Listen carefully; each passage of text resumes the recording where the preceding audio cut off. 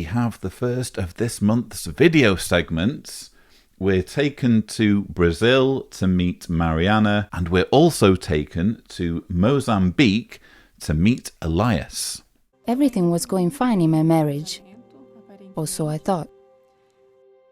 My ex-husband was disfellowshipped, left home, and in less than a month we divorced. Right after the divorce, I had to figure out how I would provide for the girls.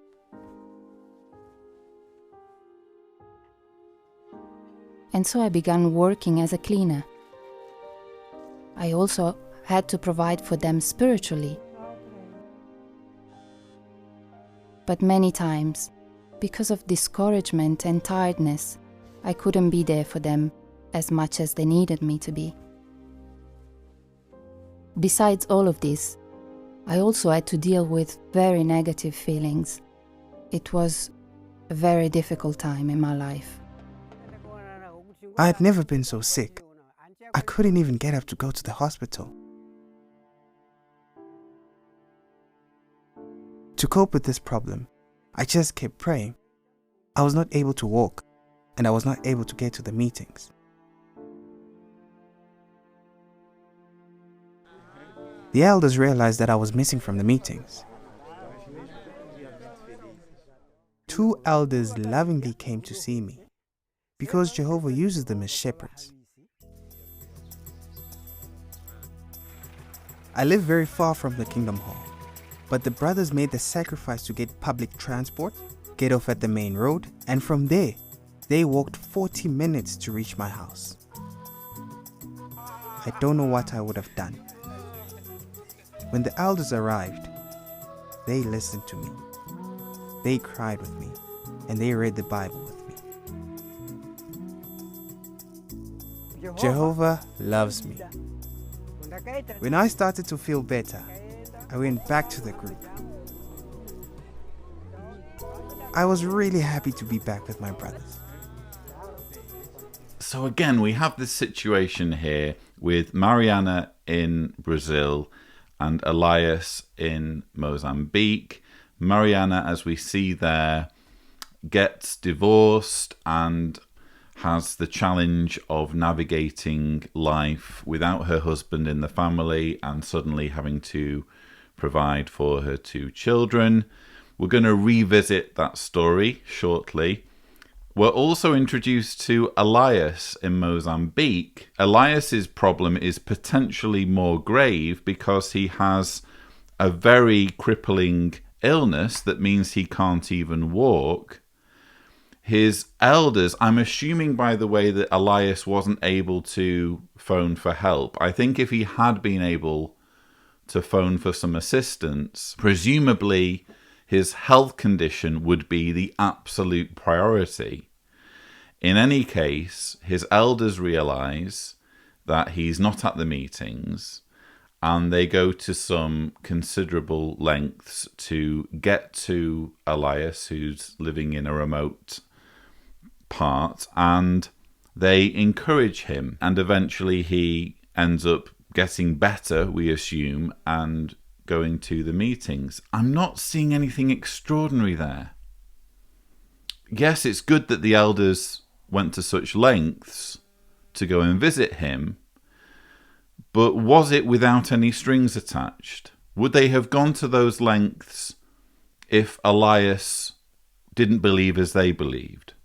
Would they have gone to those lengths if Elias was considered bad association because he hadn't been regularly attending meetings or regularly going on the ministry? Elias was only of value to them, only of interest to them, while he was conceivably interested in their religion. That, for me, is conditional love. It's love with strings attached. And rather than taking practical measures to make sure that Elias has access to the medicine or healthcare that he needs, the onus seems to be on getting him back to the Kingdom Hall. As long as you're coming to the Kingdom Hall, that's all that matters.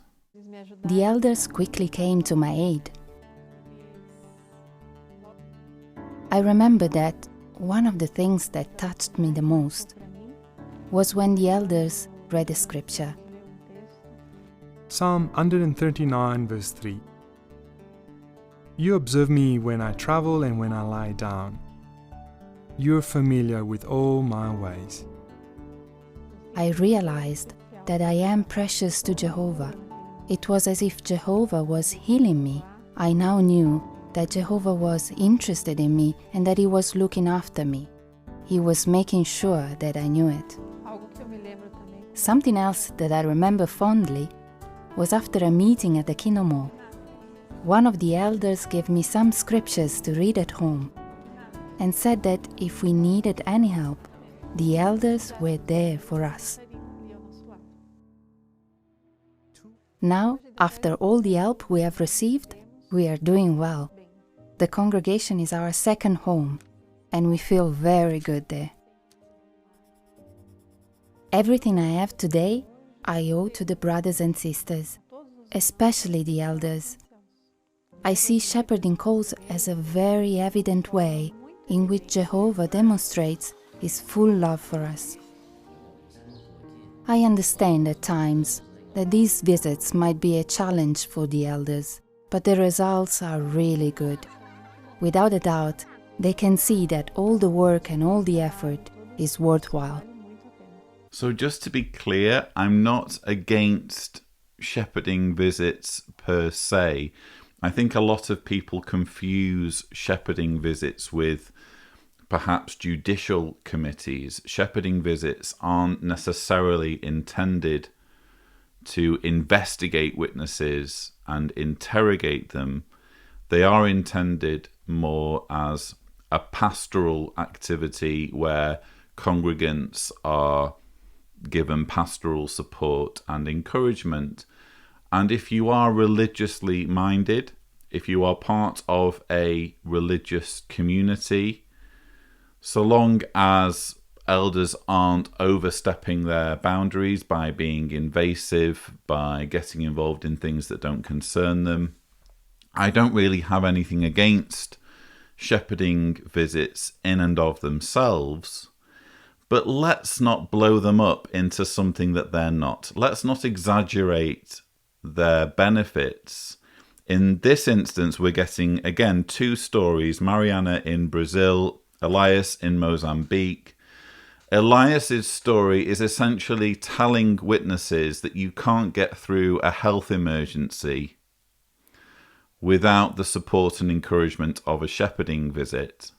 Well, what about all of the people who do go through health emergencies, health crises, without having elders come along and read scriptures to them, and they get through it? How do we account for all those people, the vast majority of people? And then we have Mariana in Brazil. She gets divorced.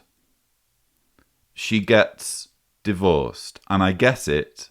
Divorce will be a very stressful thing to go through, but you can get through it, believe it or not, without being a Jehovah's Witness, without pledging yourself to an organization that craves the annihilation of everyone who doesn't believe as they do, without being required to shun those who don't share your beliefs or who reject your beliefs, and without being willing to put your life on the line if certain medical procedures are required. You can navigate these issues, whether it's health emergencies or divorces, marital problems. You can navigate all of these things, believe it or not, without having elders come and read verses to you or give you pieces of paper with Bible verses on them, all of which is ultimately designed to keep you loyal to the organization. It's not really about helping you, is it? It's about making sure that you stay loyal, you stay committed to that group of people. And in the case of Mariana, it wasn't just her that the elders were interested in. She had children who could supply the organisation with yet more years or decades of unquestioning loyalty or service. In other words, the help that elders give, yes, it is help, and I can understand why some would find it comforting, but let's not pretend that it doesn't come with strings attached.